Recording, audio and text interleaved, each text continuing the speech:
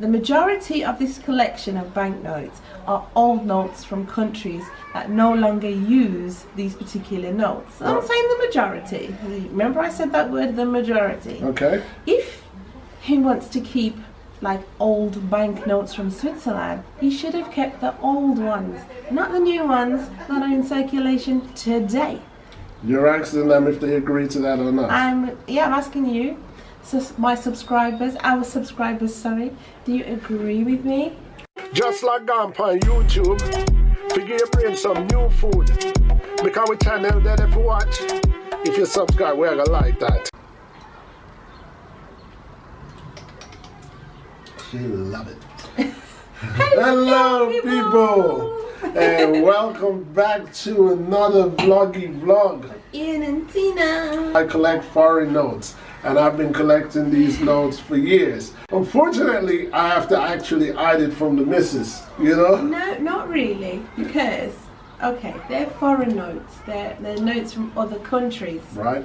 So I always say to him, why have you got notes from this country that we're living in now? Wife for Life is talking about Swiss because of her relentless me not having it. I'm going to show you how much Swiss money I actually have in this collection. I know how much you have. 20. That's all I have in this collection. You should have a 50. I should have a 50. Let's go through it then. Unless somebody spends Let's it. go through it then. Let's call them off real quick. Okay. 1,000 Jamaican dollars, 50 Jamaican dollars, 100 Jamaican dollars, 10 Jamaican 20, 2, the 5, $1 Jamaican 50-cent note. the American dollars, 20, 5, The stripper money, The Washington, Eastern Caribbean 5, Australian 10. This is Thai money. time, Eastern Caribbean, Where? Indonesian 1,000. I think it's Hong Kong. Korean, looks a little bit like King John. I got a 5, got a 10. Pesos. Bermuda, Gambia, got a few Gambia. Got 10, 50, Ghana, 3 grand. Egyptian 20, Belgium. I think this is Malaysia, I'm not sure. yeah, So that's probably a good one to have. Yeah. Scottish 5, 1. Czech Republic's back, 100, 200, 5 euro. yeah. £10 for the 50.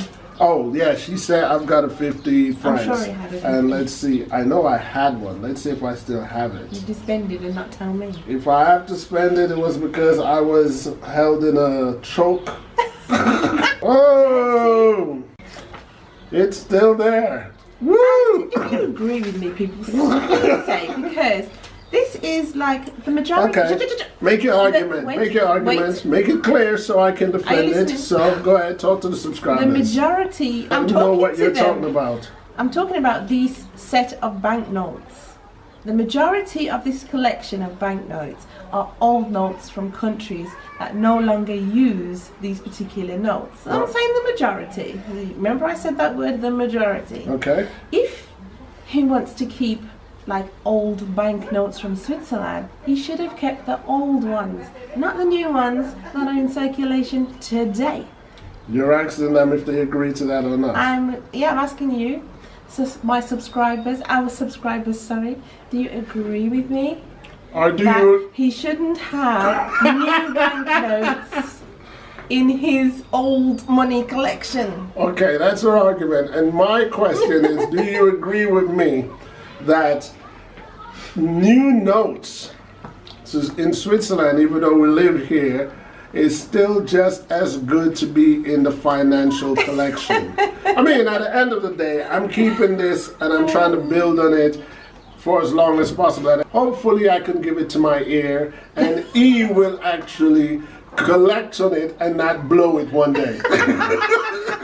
I go, my dad gave me this. This is a and rare note and it's worth like you know, I'm just gonna sell everything, you know, and buy myself some new sneakers or new rims for my car. So, people, okay, now we are sitting down, and the reason why we decided to bring you guys this vlog is because it's our personal life. Yeah. But as we were discussing it, we thought it probably would be interesting and helpful to our viewers and subscribers. It's about our finances. Yeah. It's about how we look at money and how we handle money. And a recent decision that we came up with that we also thought was pretty cunning. Yeah. And maybe other people Follow suit. could do it. So first thing before we get into it, I have to declare my view for money. Right. And my definition of rich. Yes. You understand? Because You've got a few definitions of rich. right. Exactly. So should I go first or you want? Yeah, you go okay, I'll go first. My concept of money is to not overvalue money. Exactly. Because the truth about money is the easiest way to look at it is there's nothing that money ever buys that lasts forever. No. Nothing. You have to keep on buying. Right, and you have to keep on earning. Exactly. Whether you live in a mansion in the hills, you still have to pay bills. Right. So money is one of those things, as long as you live in civil society, Yes. money is one of those things that you have to always recycle. Yeah. So in my opinion, it's foolish or vain to value Yeah. money. Exactly. You know, Yeah. like I say, if you Or put money on a pedestal, so to speak. exactly. You hear sometimes that people say, oh, you worship money too much. And that is actually a true fact. Some people just love money, just need money, just have to have money. And we all need money. And we have to have money. For if you live certain in a things. civil society. Yeah, in a civil society. Right. And we did watch this film once, remember? And I think it was Reese Witherspoon, and she was in the wild. Exactly. She decided to on foot. So this is the reason why I Yeah. keep rubbing in if you live in a civil society. Right. But she still needed money. Right, but what I was gonna plug in is not the Reese Witherspoon film, but I was gonna plug in a documentary that we watched where some people decided to live off the beaten path. Right. Cut up their credit cards, get rid of and just live off nature. Yeah. You know, so it can be done. It has been done, and it's still being done. Right. So I keep rubbing in. If you live in a civil society, money is a necessity. Right. Because that's what they use to turn the world. So in saying that, things that I don't believe in, but I do abide by it because I live in a civil society. Like, for example, this may be ridiculous to a lot of people, but I do pay my insurances where it is required. In Switzerland, health insurance is a must. Right. Mandatory. You have to have it, yes. So we make sure that we have our health insurance. We now have a car. Yeah. So Obviously, car insurance. car insurance. Some people in Switzerland has furniture insurance and other Apartments insurances. insurance. I'm not a believer in insurances, and the reason for that is because in myself, I'm a fair person. Yeah. You know, if I'm at fault, you know, I'm willing to pay the damage. Some people have life insurance. You know, my view of life insurance is pretty much when I'm dead, I'm dead. Exactly. whether you're in a fancy mahogany casket, or you know, in a cardboard box. You know, wife and life and I have been together for so long. When we first got together, obviously we have our own personalities, Yes. but we have a lot of commonalities that has caused us to find compatibility, Exactly. and that is what has been one of the strengths Yes. to our union. So we do share a lot of views, a lot of the same views. Yeah. Now on to Rich. Let's discuss Rich. When you were a child, what was your concept of rich? My concept of rich was, as a child, you say, well, my concept of rich is that only a certain class of people can be rich, which is true, I would say. But, you know, like King and Queen, they were rich. Right. Like, I didn't see my next door neighbour as being rich. Right. You know, because they were in the same league that we were living in. So, and we weren't rich. Right. So if you live in a mansion, you're rich. If you're an actor, you're rich. If you're a singer, you're rich. Right. But did you have the concept that if you work in a bank, you were rich as well? No. No, I had that concept. When I was a kid, I had a concept that if you work in a bank, you're rich. You know, okay? You're working where the money is, you know. But as a child, my concept of rich was somebody who had a lot of cash. Yeah. I mean raw cash. Right. I mean like the money that we were just showing. Yeah, me too. That was my concept of rich. Like briefcase. Exactly. I wads thought of cash. that people who were rich had a briefcase of cash and they had a vault. Everybody who had money had a vault with all these wads of cash in, or had a room with a whole lot of money from the floor to the top. Yeah. That was my concept of rich. My godfather passed away in 2005. He was pretty well off. Yeah. Yeah, I wouldn't say rich. He was pretty well off. And he helped me to understand wealth. Right. And the truth about wealth that he has taught me is no one is rich. And then again, I could say people are rich, but this is what I mean, no one is rich. We have been rich for a period of time. Yeah. You're talking about us. Yeah. There's been times that we could say we've had a good year. Yeah, you know, exactly. yeah. This year we could be able to spend more than last year or the year before, and we were rich this year. It's been a year where we've had 3 holidays in 1 year. Nice holidays. Nice holidays. Right. Yeah. Really extravagant splash outs. Right, where you got like enough spending money to blow out. Exactly. And in between those holidays, you can still treat yourself to a variety of clothes and, you know, wife for life is a fussy girl, you know. it takes a lot to maintain her, you know. So as a husband, I make sure that she has her little, what you call that, in between.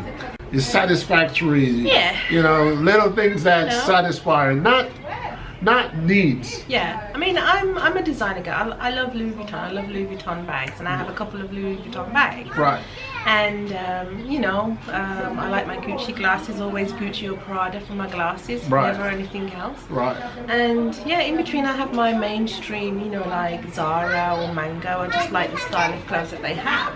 So what I'm saying, these are not must-have items. No. But when we can splurge in these items, it's a time when we're having a good year. Right. It's a time when we're having, you know. Yes. So let us explain rich. Our rich. Okay. Before we get into our rich, as we were growing together as a couple and our class changed, I would say our financial class changed gear for the better in 2005. Right. 2005, we were living in England, and our financial gear changed. Yes. To the point where we had 3 cars in the driveway. Yeah. Only 2 of us drove. You know, and they were nice cars. You know, we're talking about Jaguar, BMW, you know, those kind of car. And our family car, you would say, was Ford Focus. Right. It was a new Ford Focus. Right. When we first met, we had different views. Wife for Life grew up in the United Kingdom. Yeah. I grew up between Jamaica and the United States. We had 2 different upbringing, and then we brought those 2 different upbringing together. My upbringing, growing up especially in Jamaica, was owning a car meant that you owned it. Yeah. Owning a house meant that you owned it. Definitely. There was no payment plan. It was yours off the bat. Whereas I grew up in a society, I wouldn't say it was my parents' choice, because I've never known them to pay things on layaway or monthly.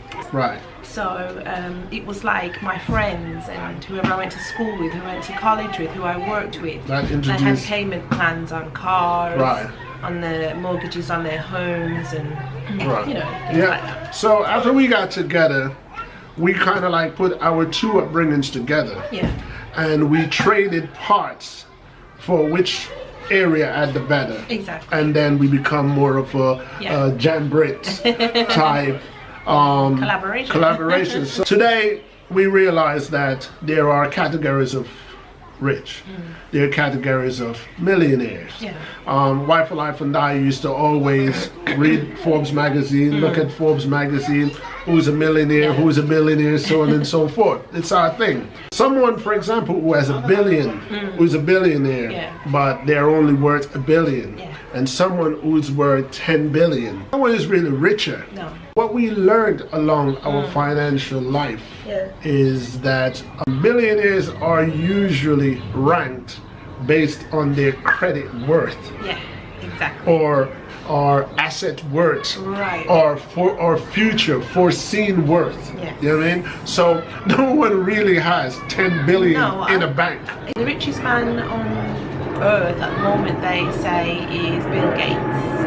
I don't know if that's changed, but at the moment I know Warren Buffett, Bill Gates. Bill Gates, Warren Buffett. So what I'm saying is, as we learn more about finances, we realize that Bill Gates may have worked billions or may work billions, but he does not have that money sitting in a bank. As I was growing up, again, when I met Wife for Life, I was not someone who believed in credit. Never dealt in credit throughout my life. It was just how I grew up. I never had to do anything on credit. So when I met Wife for Life and we encountered domestic issues where we had to, where it was suggested that I should take out a line of credit, I didn't see where it benefited me. But then I realized that a part of being societal rich required a line of credit.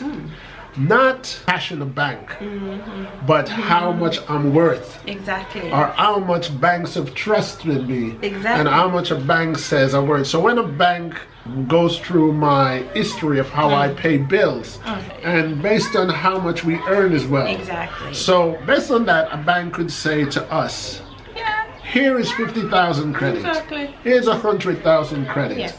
And that brings us to this vlog today. We've come to a decision with our finances, and we've decided that our lines of credit, whether it's credit cards or store cards, we've decided to cut them up, rid them. Anything we want or need. Well, we pretty much have everything we want and need at the moment. Whether it's like a new TV, clothes, or whatever.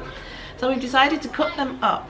And if we need anything, if we need a new TV, if we need a sofa, we go back to the old school style. We pay cash. We go back to the old school style. For some reason, was it 2 nights ago?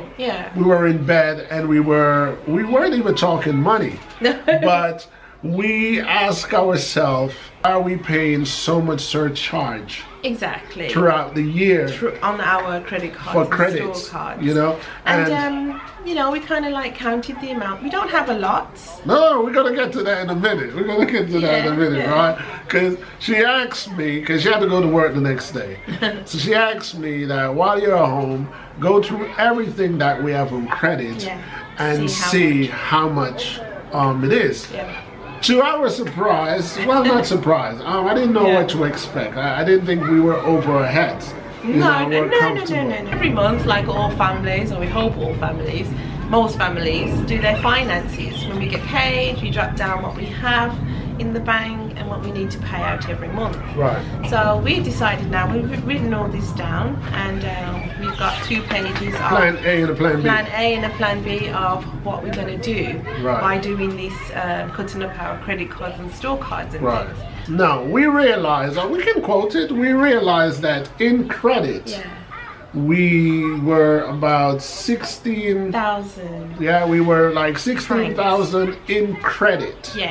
And we came to a conclusion like, do we really need to be in this credit line? No, because like we say, we've got everything that we really need and want. So and keeping in mind that, you know, the foundation of us, we're not line of credit people. No, we're not credit people. Because I remember when I was 18, 19 years old, going to college, they offer you a credit card. And I had this credit card, I think it was £5,000 credit card to do anything and buy anything that I want. You're supposed to buy books and paper and pens and things. But you know, I found myself maxing out that card in maybe 2 years. So then you spend your whole life trying to pay this £5,000 off, because £5,000 incurs interest, and before you know it, it's £7,000 or £8,000. Because Wife for Life can testify to this. I don't sleep well if I owe somebody. No, definitely not. It's been declared on our channel, I do suffer from some OCD. And it's not just in how I like to see things in order in the household. it's applied to my entire life, Exactly. especially when it comes to my finances. This year we were supposed to go on 2 holidays, and if you remember, we bought the car, so one holiday earlier this year was cut. And the car was cash. Yeah. The car is paid off. Cash. So that is our style, Yeah. because we didn't want the system of a month-to-month. No, I don't want to be paying for the car timetable. for 5 years. Right. You know? So here's the deal. We decided, after realizing how much we are bounded Yeah. in credit, we realized that our planned vacation that we were going to spend in cash Yeah. was 2/3 of that money. Yeah, and we exactly. thought to ourselves, we could skip a holiday A second holiday. and rid our line of credit. Yeah. So our plan is not to just go in our bank, grab that money and pay it off. Paid off, yeah. Our plan is, we've given ourselves a few months up until when our vacation would have ended, Right. to pay off this outstanding, or it's not outstanding, when I say it's our line of credit, Yeah. so we don't have any red letters coming through the door at the moment. But we realize that for years we've been paying these bills on a monthly repetitive Exactly. basis. Yeah. And sometimes when you look into it, these are cards that we don't even use. Exactly. But whether you use it or not, Yeah. you're still paying this surcharge. Exactly. So the plan is taking one for the team. Yeah. Yeah? So we're gonna skip out on our holiday for 2019. So no holiday for 2019. No. But the plus is, In 2020, we will have our money is our money. You know, Right. obviously we have to pay little bills. Like, we have to pay for a home and Wi-Fi we have to pay and for, yeah, but things like that. But without quoting a specific figure, No. we realize that what we're paying now versus what we would be paying in 2020, yeah, um, we would save about $2,000 a month. a month. Yeah. Yeah? We would- $2,000 a month will be $2 totally grand, ours. 2.5. Yeah. Plus on what we used to have before after we paid all the Right. bills. You know, So and we'll be sitting pretty. simply by missing out on a holiday. So, without sounding too much like we're financial advisors, we're going to close this vlog off, and once again we shared it with you guys just in case you guys might be having a similar Yeah. situation without realizing. Yeah, because exactly. we didn't realize that, for example, annually we go on a minimum of 2 holidays. Yeah. And the money that we invest in these vacations, Yeah. we could actually miss out on vacation and be debt free. Yeah. Exactly. You know, and live off we our think own that- savings, our own money. Yeah, we think that's better, you know, because I would feel more freer. So like every month you get and you go, oh, okay. Yeah, this much have to that's go really out. to pay. Yeah. And then you sit down and you think, oh, I've got this much left for food, this much left for clothes, this much. It And you mi- can have a lot more. Well, she could have a lot more. You can have a lot more clothes. Today's Sunday, we were chilling, we're relaxing, as you can see. Yeah. Glass of Chianti, and we So- thought, let's share it with our subscribers. Yeah. Because usually we're about fun and happiness, and Exactly. you know, and we thought let's use today to this is very personal, so you know we're sharing ourselves with you and Yeah. sharing ourselves, but also hoping that it could be an inspiration. Exactly. Because Exactly. what made us decide to make a vlog out of it was the fact that we didn't realize Yeah.